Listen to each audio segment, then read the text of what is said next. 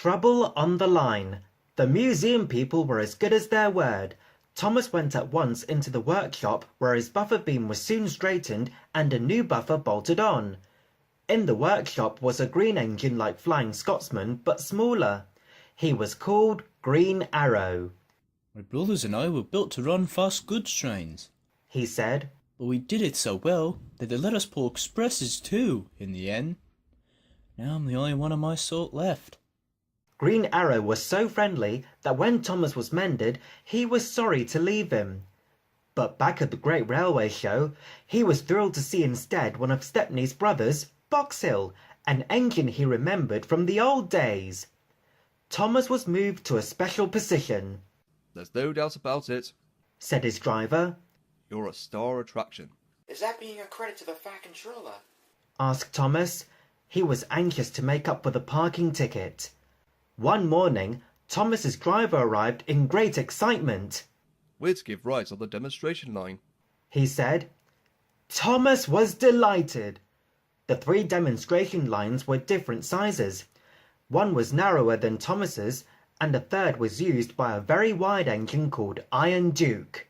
This is broad gauge, he explained. The Great Western Railway used it until about 100 years ago. Thomas wondered if Duck knew about broad gauge. It'd be nice to tell him something about the Great Western, he thought. The engines had to take great care because of the many visitors. Thomas was anxious. Some people were not as careful as they should have been. Thomas had never seen such crowds. We must watch out, he told his driver. What would happen if a child got onto the line? Don't you worry, Thomas, replied the driver. There are plenty of good strong barriers, and we'll take care. But Thomas did worry. He was afraid that in an emergency, he might not be able to stop soon enough. The next morning, Thomas felt better. The sun was shining, and he was looking forward to talking to Iron Duke again. He cantered happily backwards and forwards along the demonstration line all day. Then, nearly at closing time, it happened. Thomas saw something fly through the air and land on the rails in front of him. His driver saw it too. He put the brakes on hard. Peep, peep, peep, peep, whistled Thomas in alarm. I must stop, I must. Thomas shuddered to a halt, and a great cloud of steam wheezed noisily from his cylinder cocks. But he couldn't stop before he hit the bundle. It burst. Sandwiches and crisps flew in all directions, while pop from a broken bottle fizzed over Thomas's wheels.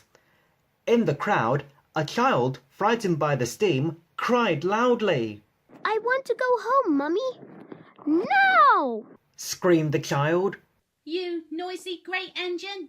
Shouted his mother, waving her fist at Thomas. I'm going to see the manager. Oh dear. Thought Thomas. That's not a way to be a credit to the Fat Controller. You did very well, comforted his driver. Thank goodness it was only a pat lunch and not a child on the line. The fireman was inspecting Thomas. Hey, look at this, he shouted. The driver went to see. You damaged your brakes when you stopped suddenly, he told Thomas. No more work until they're fixed, I'm afraid.